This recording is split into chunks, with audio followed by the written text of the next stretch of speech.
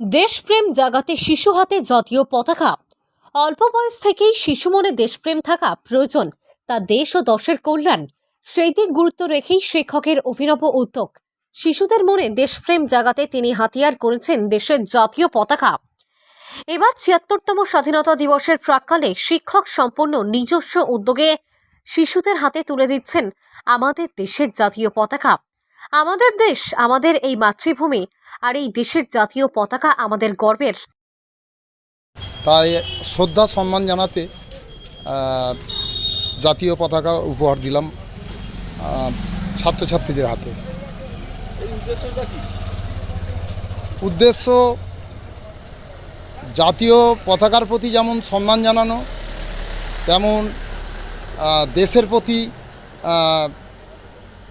ভালোবাসা জানানো, আর সেই সঙ্গে আগামী দিনে এই ছাত্ররাই আমাদের দেশের ভবিষ্যৎ সুনাগরিক হিসাবে যাতে নিজেদেরকে গড়ে তুলতে পারে।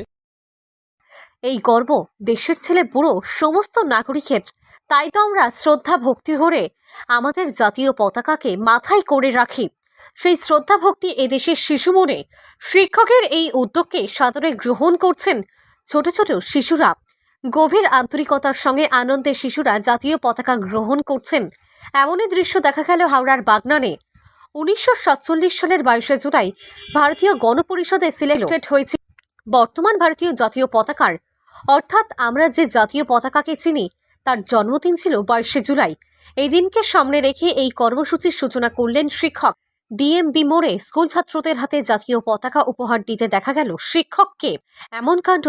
জানা গিয়েছে বাগনানের খাড়াছিলামপুর প্রাথমিক স্কুলের সহশিক্ষক মধুসূদন পাক বেশ কিছু জাতীয় পতাকা কিনে রেখেছেন তিনি। উদ্দেশ্য ছিল জাতীয় পতাকা উপহার দিয়ে জাতীয় পতাকা বিষয়ে তথ্য প্রদান এবং দেশের প্রতি ভালোবাসা তৈরি করা তার লক্ষ্য। সুনাগরিক হিসাবে যাতে নিজেদেরকে গড়ে তুলতে পারে, তাই দেশের সম্পর্কে তাদেরকে ভালোবাসারও নিবিড় করার জন্য পতাকার প্রতি সম্মান জানাতে তাদের হাতে এই পতাকা তুলে দিলাম। ডিএমবি মোড়ে তিনি বেশ কিছু স্কুল ফেরত কিশোরদের হাতে জাতীয় পতাকা তুলে দেন। পাশাপাশি তিনি ছাত্রদের এও জানান, বিশ্বের সবচেয়ে সুন্দর পতাকা হিসাবে ভারতের জাতীয় পতাকা স্বীকৃত হয়েছে। বলাই বাহুল্য, এই তথ্যটি জানার পর ছাত্ররা এ বিষয়ে আরও উচ্ছ্বসিত হয়ে ওঠে। আর এই দৃশ্য দাঁড়িয়ে উপভোগ করলেন বেশ স্থানীয় ও পথ চলতি মানুষ, যার নজির বলে মনে করছে সকলে।